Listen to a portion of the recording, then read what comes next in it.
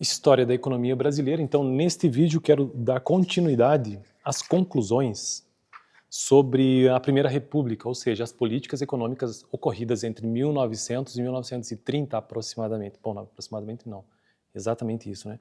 E no vídeo passado, já tratei sobre essa primeira situação, né?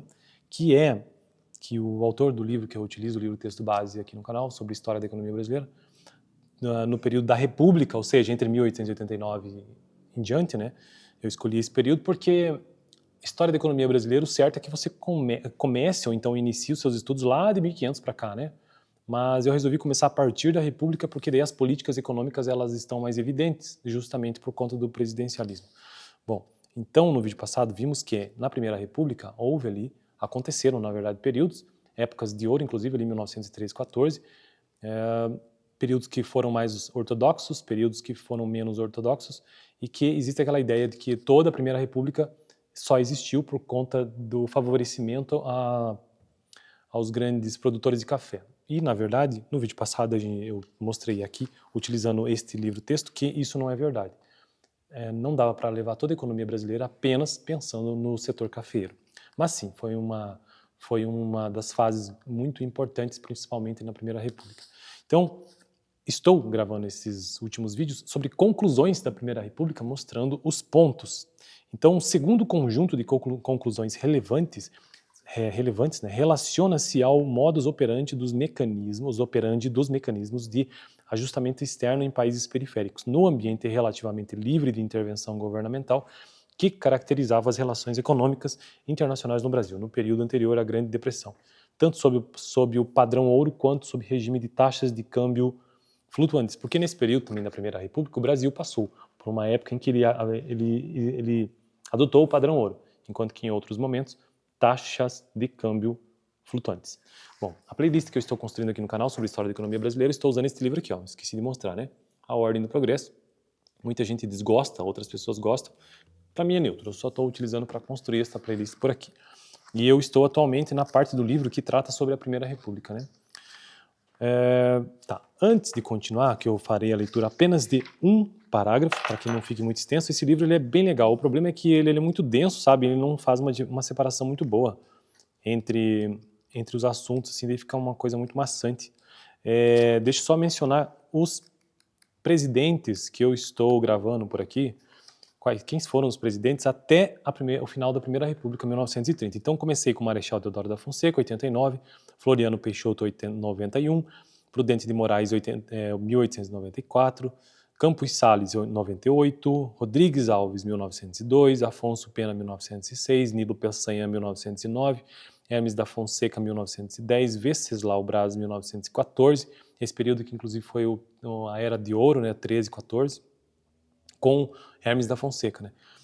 Delfim Moreira da Costa, 1918, Epitácio Pessoa, 1919, Arthur Bernardes, 1922, Washington Luiz, 1926 até 1930. Então, estes são os presidentes da Primeira República que estou tratando por aqui.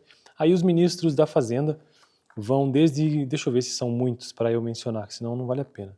Oswaldo Aranha, José Maria Whittaker, Agenor de Ruri, Francisco Chaves, Getúlio Vargas foi ministro da Fazenda, Aníbal da Fonseca, Rafael Sampaio, enfim, entre vários que nem vale a pena eu mencionar aqui.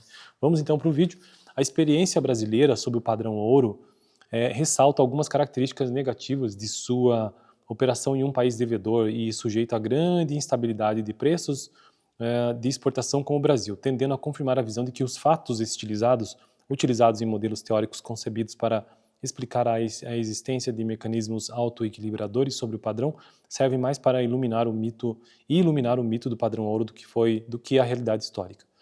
Com efeito, a dinâmica de ajuste do balanço de pagamentos brasileiro sob o padrão ouro segue muito de perto o sugerido no estudo pioneiro de Ford, em 1962, sobre a Argentina, tendo, em grande medida, dominado pelo comportamento da conta de capital. Como visto acima, a adoção do padrão ouro se colocava como opção preferencial, sempre que a participação do Brasil em um boom de investimentos internacionais, coincidindo com a recuperação dos preços das exportações, gerava superávites externos e pressões para a apreciação do R$1.000, que era a moeda desse período. Com o papel das autoridades monetárias após a adoção do padrão ouro tornava-se basicamente passivo, sendo incapaz de esterilizar os aumentos de moeda primária causados pelos influxos de ouro. Os excedentes externos acabavam por gerar substancial expansão de crédito, alimentando a aceleração do crescimento no nível de atividade, causados em primeira instância pelo aumento das exportações líquidas e do investimento doméstico, especialmente público financiado por empréstimos externos. Na medida em que essas causas primárias de aceleração do crescimento persistissem, o ajustamento da conta corrente prosseguia, basicamente através do crescimento das importações induzido pelo crescimento da renda.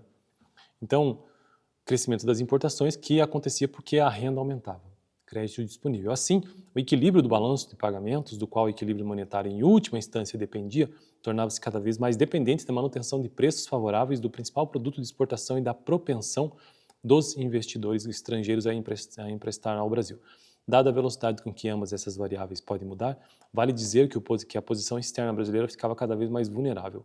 Quando, eventualmente, os empréstimos estrangeiros e os preços de exportação entravam em colapso após o processo de vigoroso crescimento das importações, ter ganho impulso e erodido substancialmente o superávit comercial, a brusca contração monetária que inevitavelmente se seguia tinha efeitos reais extremamente dolorosos, como testemunhado em 1913-14, 1929 e 30.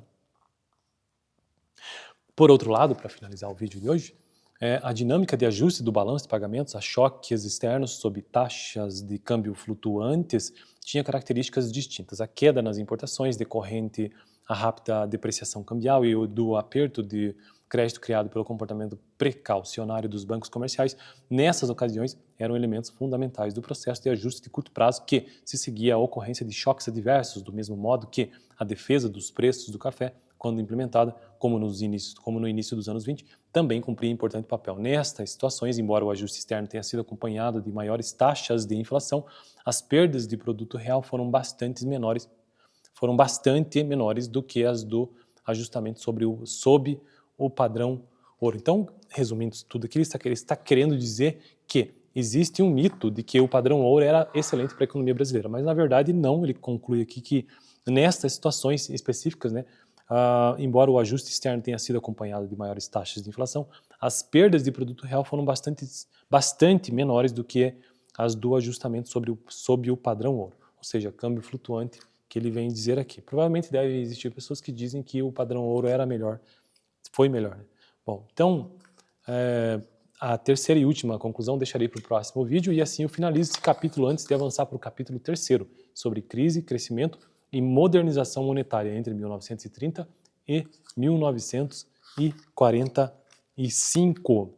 E assim finalizo o vídeo de hoje, então, sobre a história da economia brasileira. No vídeo 1, sobre isso, a parte 1 das conclusões deste período da Primeira República, vou deixar aqui no final, onde eu tratei sobre essa ideia de que o setor cafeeiro era o que realmente mandava no Brasil. Não é bem assim. Valeu!